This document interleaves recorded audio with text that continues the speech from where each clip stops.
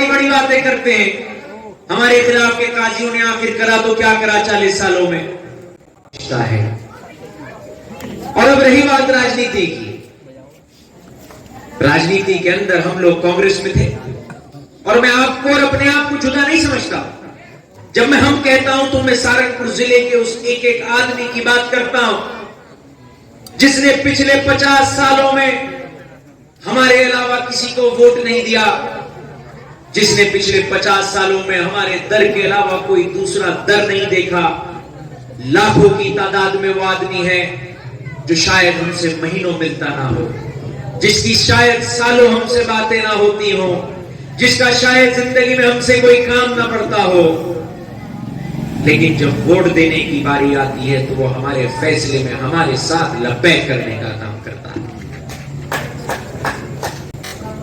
बुजुर्गों और नौजवान साथियों, कांग्रेस में थे, इज्जत की कोई कमी नहीं थी। आप कांग्रेस में रहकर भी ये 2 विधायक जिता सकते थे भेंट और दियाद से, लेकिन सब साथियों का बेपनाह दबाव था कि कांग्रेस छोड़कर समाजवादी पार्टी का दामन थामने का काम करा जाए। यकीन जानिएगा, हमने अपने दिल पर पत्थर रखकर जो आपने कहा वो करने का काम करा। और परिवार के अंदर होता भी इसी तरह है कि अगर परिवार के साथियों का कुछ मशवरा हो तो उस मशवरे को माना जाता है। हमने आपका मशवरा मानकर समाजवादी पार्टी का दामन थामने का काम करा।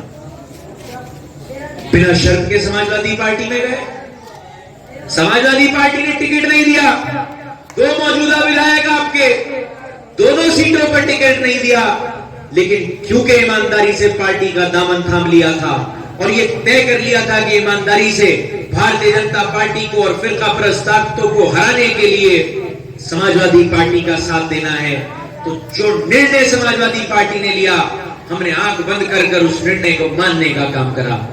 7 विधानसभाओं पर चुनाव लड़ाया, 2 विधायक जिताए, नगुड़ 51 वोटों से हार गए, सहारनपुर नगर 2500 वोटों से हार गए। और नतीजा क्या हुआ? आपकी कुर्बानी, आपके बलिदान का नतीजा यह हुआ कि समाजवादी पार्टी में जो सबसे छोटी चीज आपको मिलनी चाहिए थी, इज्जत, वो तक आपको नहीं मिली।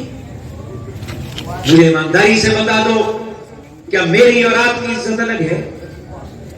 अलग है क्या मेरी और आपकी इज्जत? अगर आपकी इज्जत पर कोई आ जाएगी तो आज मेरी इज्जत पर भी आ रही है।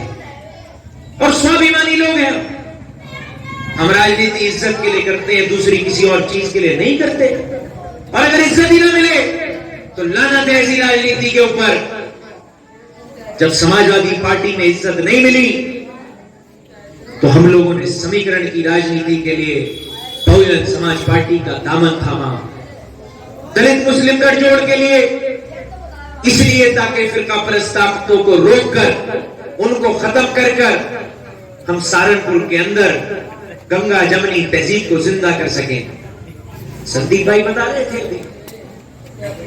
आली जनाब इमरान मसूद साहब ने एक नारा दिया था कि दलित मुस्लिम साथ चलेगा, अगला पिछड़ा राज करेगा। और यकीनन ये सच्चाई है।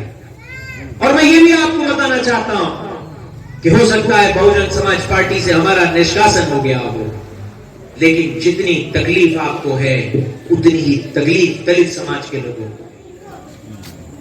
10 महीने हम रहे पार्टी में, और देखिए, नेता का काम भाषण देना, तकरीर करना तो होता है, लेकिन नेता का फर्ज होता है कि वो गरीब की, मजलूम की लड़ाई को लड़ने का काम करे।